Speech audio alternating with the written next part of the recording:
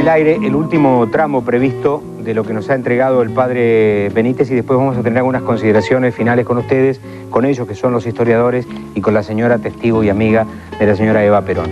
El padre Benítez en el último tramo de lo que rescatamos de su testimonio. Admiro el hombre político de primer orden. Admiro el giro que le dio en Argentina. Introdujo una novedad en el mundo. Politizó las masas obreras. Lo grande de él lo reconozco y lo he reconocido siempre. Pero no podía seguir porque el principio clarísimo es: dime con quién andas y te diré quién eres. El que andaba con Eva Perón era una cosa, el que anduvo con López Rega fue otra. Tengo carta donde está fotografiado así con Damonte Taborda, que fue a Madrid a conseguir que lo nombrase elector de senador, cuando todos los libros de ayer fue San Perón lleno de inmundicias, estaban en todas las vidrieras. No, yo no tengo tragaderas para comer sapos en esa forma y jugar. Y a los 2 días que llegaba Damonte Taborda acá, y es un ejemplo como tanto, a una carta, ese que veló por Guarango vino a pedirme que lo nombrase y le tuve que firmar una carta. Ah, no. Con López Rega no se podía al lado. Y no le he tenido devoción a la señora Estela Martínez, que Dios me perdone, porque será una santa, pero yo no la he visto ni la quiero ver jamás. Comentaba yo que llegaban mensajes de todos lados y rescato simplemente uno para terminar. La familia del padre Benítez, desde Tulumba, en Córdoba, precisamente donde tenían los campos la familia Benítez, desde allí nos están viendo y tienen, claro, más ellos un recuerdo mucho más cargado de emoción, ¿no? Yo preguntaba sobre el secreto. El padre dice en un momento del testimonio anterior, del bloque anterior, el secreto que se lleva a la tumba Eva, dice, por eso estás en paz con Dios. ¿Qué se puede decir, Pose, del secreto? Porque la familia de Eva Perón dice que no hay ningún secreto. No, hay una carta del padre Benítez justamente dedicada a Blanca, la hermana de Eva, donde hablan de un gran tema, un tema secreto que nunca se puso en luz y que para el padre Benítez es el secreto de confesión. Yo cuando escribí el libro le pregunté, y cuando lo vi personalmente, y me mandó a Praga además un tape donde yo casi lo apuro para que me oriente en qué sentido esa gran ruptura que hubo en la vida de Evita como para transformarse en un personaje tan desgarrado, tan especial. Hubo algo. Y el padre Benítez sí me dijo, hubo algo, es un secreto de tal magnitud que por sí solo Dios la admitiría inmediatamente en su esfera, pero no la permitiría el cielo. O sea, era algo extraordinariamente importante. Y yo le pedí autorización entonces al padre Benítez para incluir en mi libro el tema del secreto hasta el límite en que yo pudiera conocerlo. Y me dijo, trátelo tangencialmente, pero nunca va a saber usted la esencia del secreto.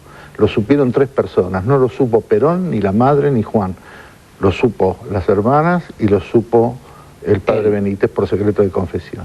Era un episodio de una enorme magnitud. No pude saberlo, yo en mi libro, con toda honestidad, porque él lo aprobó el padre Benítez, mi libro, me animé solamente a cumplir con toda honestidad, repito, de dar tangencialmente la existencia de un suceso de extraordinaria importancia.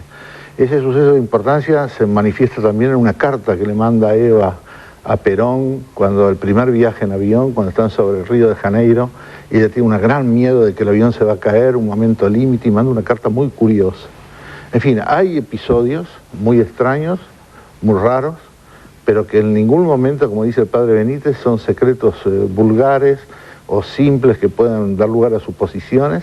Ese secreto, repite el padre Benítez, de tal magnitud, me dio la carta original, la copia de la carta que le manda Blanca, es de tal magnitud que ese secreto la justifica definitivamente ante Dios, pero al mismo tiempo le impide el paraíso. Y ahí está la charada teológica de este hombre excepcional, claro, que impidió ir más lejos. ¿Qué cosas te ha traído, Marta, este testimonio y la palabra de hoy del padre Benítez? ¿Y qué cosas quisieras decir a manera de reflexión para ir redondeando entre todos? Un poco la diferencia, él no habla acá de la ruptura con Perón. La ruptura con Perón se produce en el año 58 y es a raíz de unas directivas que manda Perón para empezar a matar gorilas, a pisarlos con los camiones, a envenenarlos y demás. O sea, después del 9 de junio, Perón dice que deja de ser pacifista.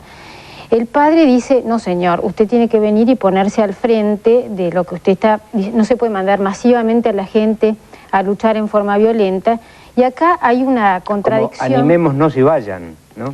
Bueno, eso es lo que le plantea el padre a él en ese momento, pero la contradicción es que el padre no está en desacuerdo con el uso político de la violencia y por eso admira al Che Guevara y por eso admira a Camilo Torres, porque él dice que algunas personas selectas pueden dar el trágico sí al uso político de la violencia cuando el dictado de su conciencia le dice que hay algo que resolver, y él admiraba en ellos que habían ido a morir a la selva y no a matar, sino que habían dejado cargos como el Che Guevara de ministro de Economía en Cuba para ir a morir a la selva. En ese sentido, digamos, el uso político de la violencia según cuándo y no masivamente, tenía su teoría sobre eso. Yo supongo que Norberto también podrá decir algo respecto a eso. ¿Decías, Norberto? Sí, yo creo que las disidencias, digamos, me parece que se dan dentro de un gran frente, ¿no es cierto?, como era el peronismo. Es un gran frente donde existen distintos sectores sociales, distintas líneas, distintas corrientes. Cuando el padre, por ejemplo, habla de López Rega, por supuesto, a uno le provoca rechazo, pero al mismo tiempo que López Rega, Perón mantenía relaciones con la Juventud Maravillosa en ese tiempo. Es decir, jugaba distintas alas propias de un político que dirige un gran movimiento nacional y entonces hace una conducción pendular que implica la maniobra y que puede ser tildada por la oposición de pragmatismo, oportunismo, maniobra, sí. ¿cierto?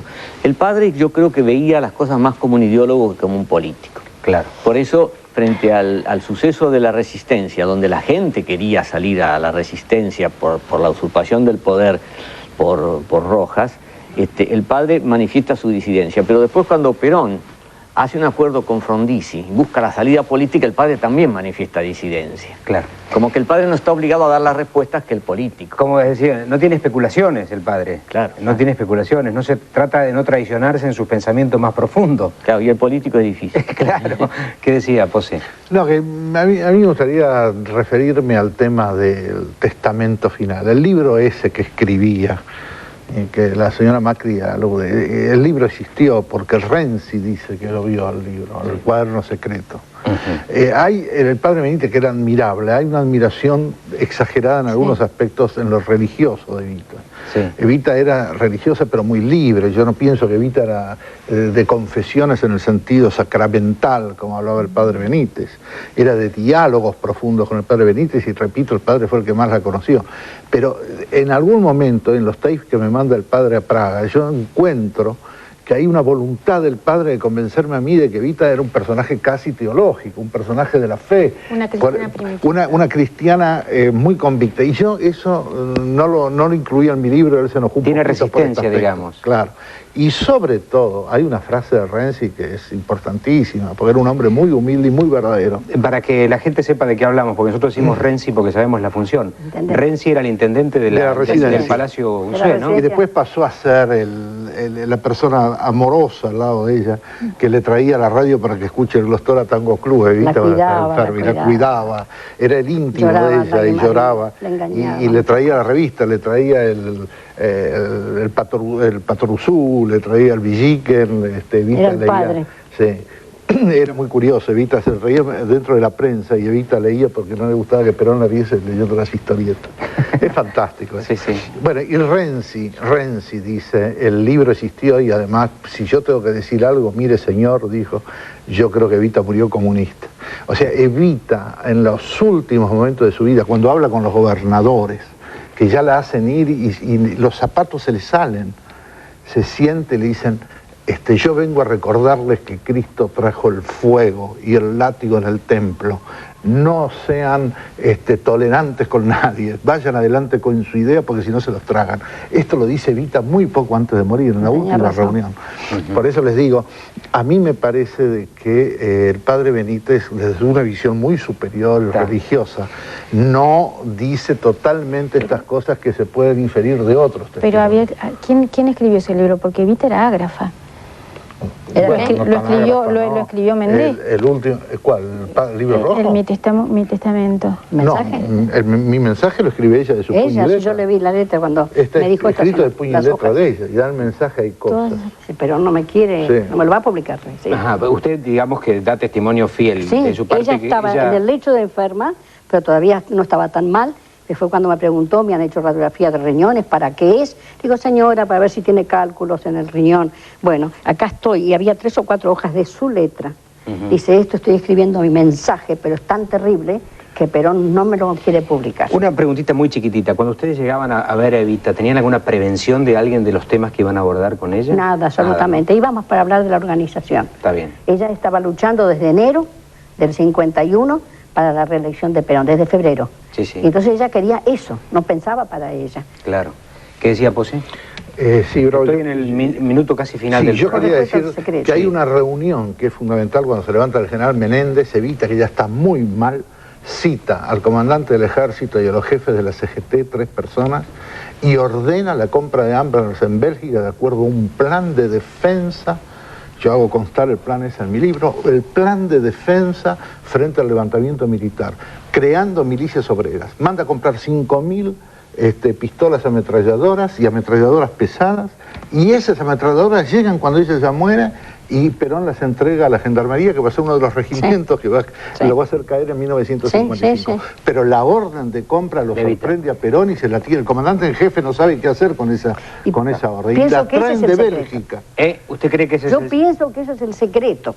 Pero si ella lo confesó y eres un sacerdote y la perdona, se terminó el pecado. ¿Se da cuenta? No tiene por qué no ir al paraíso. Está bien. El otro secreto, otra cuestión del secreto podría ser lo que aparece en tu libro como la relación en Junín con un anarquista que es asesinado por la policía. Esa es la versión de Germán Prieto que nunca se pudo comprobar. Prieto llegó a decirle a Enrique Oliva de que en el correccional de Buenos Aires para encausados se podían encontrar las visitas, se podía registrar los libros de visita, donde aparecería Evita. Lamento profundamente tener que cortar aquí en un momento álgido. Estaban hablando de un amor juvenil de Evita con un anarquista en su Junín natal que la habría marcado a fuego, digamos, también ideológicamente y además a lo mejor humanamente. Galazo, Sichero, gracias. Pose, gracias. Macri, gracias. Esperamos te haya gustado nuestro video. No olvides suscribirte, comentar o seguirnos por nuestras otras redes sociales. Muchas gracias y hasta el próximo video.